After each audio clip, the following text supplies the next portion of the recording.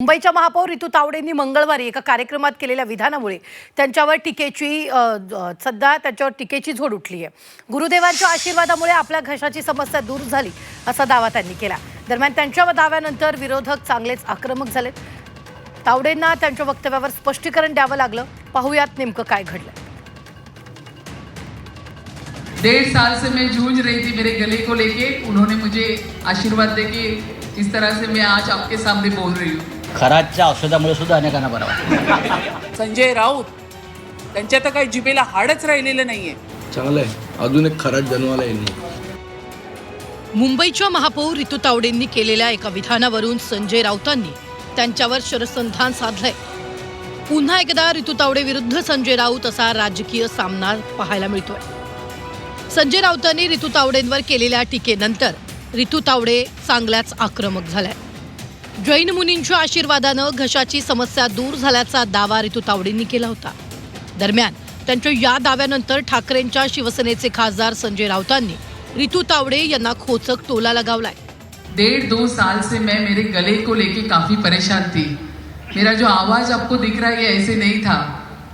मैंने परम गुरुदेव जी को ये कहा कि गुरुदेव पता नहीं काफी मेडिसिन ले रही हूँ, कुछ भी हो नहीं रहा. उन्होंने मेरे लिए प्रार्थना की और अब मैं शौक हूँ. 1.5 साल से मैं जूझ रही थी मेरे गले को लेके. उन्होंने मुझे आशीर्वाद देके इस तरह से मैं आज आपके सामने बोल रही हूँ. खराच्या औषधामुळे सुद्धा अनेकांना बरं वाटतं.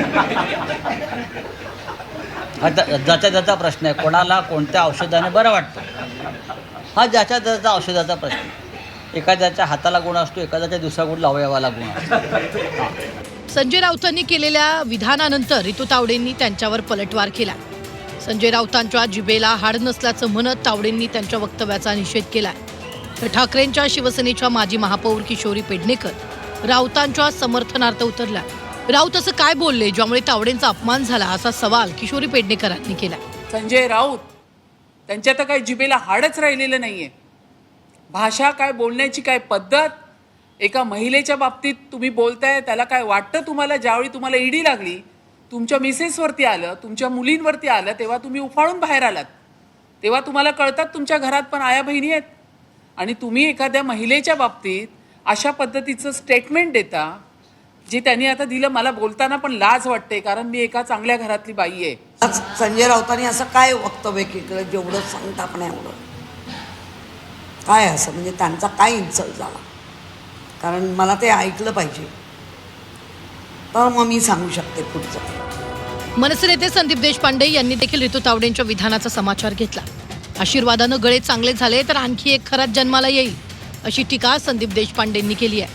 महापौर असं म्हणाल्या की त्यांचा गळा खराब झालेला होता. 3 वर्ष त्यांच्या घशाला प्रॉब्लेम होता आणि तो जैन मुनींच्या आशीर्वादाने बरा झाला. चांगलं आहे, अजून एक खराच जन्माला येईल. अशी जर आशीर्वादाने गळे व्हायला लागले तर. आपण केलेल्या विधानामुळे वाद निर्माण झाल्याचं समजताच ऋतू तावडेंनी पत्रकार परिषद घेत स्पष्टीकरण दिलं. गुरुदेवांनी मला ओमचा उच्चार करण्यास सांगितला, त्यानंतर मी दररोज ओमचा उच्चार केल्यानं घशाला आराम मिळाल्याची स्पष्टोक्ती ऋतू तावडेंनी दिली. बोलत असताना माझ्या गळ्याकडे दुखतं, मी औषधं घेते, तर त्यांनी सांगितलं ओमचा उच्चार करा. दीर्घ म्हणजे आपण उच्च कोटीचा जेव्हा ओमचा उच्चार करतो त्यावेळी आपल्या गळ्याला एक व्यायाम होतो, आराम पडतो. ते त्यांनी माझ्याकडनं करून घेतलं ओमचा उच्चार. त्या ठिकाणी आम्ही गुजरातला आदरणीय घाटकोपर पूर्वचे आमदार परागबाई शहा, आमच्या नगरसेविका राखीताई जाधव, धर्मेश गिरी आणि आम्ही गुजरातला आश्रममध्ये त्यांचा आशीर्वाद घ्यायला गेलो होतो. त्यावेळी त्यांनी आमच्याकडनं ओमचा उच्चार करून घेतला आणि मी तो सातत्याने माझ्या घरी रोज उठून करते.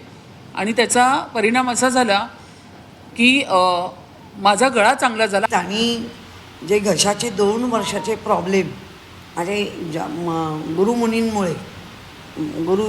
मुनींमुळे मला बरं वाटलं, तर निश्चित त्यांनी जर योगा दिला असेल आणि योगाच्या माध्यमातून उद्गीत आराम केलं असेल, प्राणायाम, तर त्याला 2 वर्ष नाही लागत. हे तितकंच खरं आहे. आधीच खराच्या भोंदूगिरीच्या प्रकरणावरून राज्याचं राजकीय वातावरण पेटलंय. त्यात ऋतू तावडेंनी जैन गुरुदेवांच्या आशीर्वादानं घशाला आराम मिळाल्याचं विधान केलं. त्यामुळे विरोधकांनी त्यांच्या विरोधात आक्रमक पवित्रा घेत हल्लाबोल केला. मात्र त्यानंतर ऋतू तावडेंनीही स्पष्टीकरण देत वादावर पडदा टाकण्याचा प्रयत्न केलाय. ब्युरो रिपोर्ट, झी 24 तास.